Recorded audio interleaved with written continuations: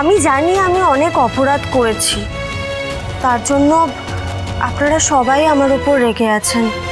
কিন্তু আজকে শুভলক্ষ্মী যে অপরাধটা করেছে তার কাছে তো আমার অপরাধটা মানে এটার সাথে তো কিছু তুলনাই হয় না, তাই না? এখন তোমরা যদি সবাই শুভলক্ষ্মীকে ক্ষমা করে দেওয়ার কথা ভাবো, তাহলে তো আমাকেও ক্ষমা করে দিতে হবে, তাই না? না হলে তো আমার সাথে বিষয়টা আনফেয়ার হয়ে যাবে।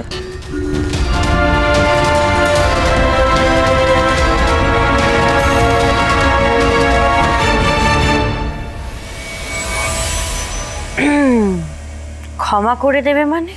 দেখো, বাড়ির লোকেদের মধ্যে যদি ঝামেলা হয় তখন ক্ষমা করা যেতে পারে, কিন্তু দাদা ভাইয়ের সাথে তো এই বাড়ির কারোর কোনো অ্যাকচুয়াল কানেকশনই নেই।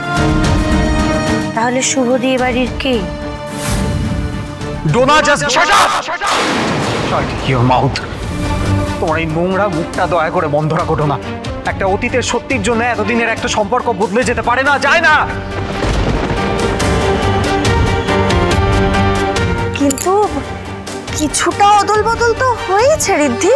না মানে আমরা আজকে যেটা জানতে পেরেছি, অবভিয়াসলি শুভর দৌলতেই, তাতে তো দাঁড়াচ্ছে যে শুভলক্ষ্মী এবং আদ্রিত এই বাড়ির কেউ নয়।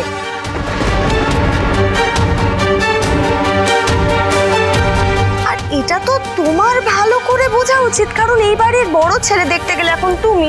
অবৈধ সন্তান তো আর কখনো পরিবারের পরিচয় পেতে পারে না।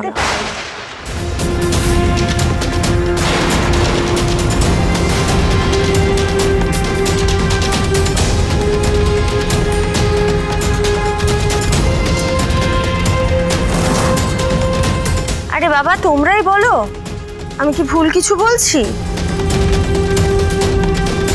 এতদিন পর্যন্ত এই রায় পরিবারের ছেলের অধিকার, তারপর সম্পত্তির অধিকার, সবকিছুই তোমরা না জেনে একটা বাইরের লোককে এটার মধ্যে রেখেছিলে।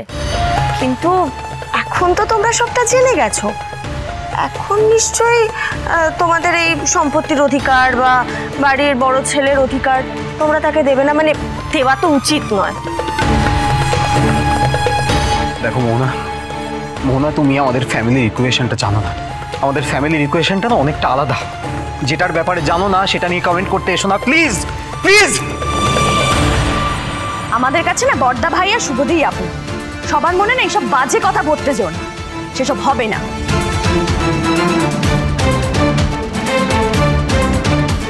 তোরা চুপ করবি একটু, আমার এইসব কিচ্ছু ভালো লাগছে না। মানুষটা হাসপাতালে, তোরা এখানে।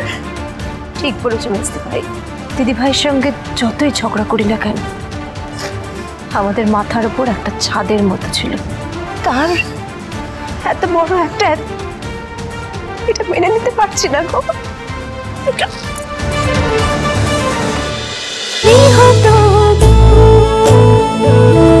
গৃহপ্রবেশ সোম থেকে রবি রাত 10টায় স্টার জলসায় ও জিও হটস্টারে।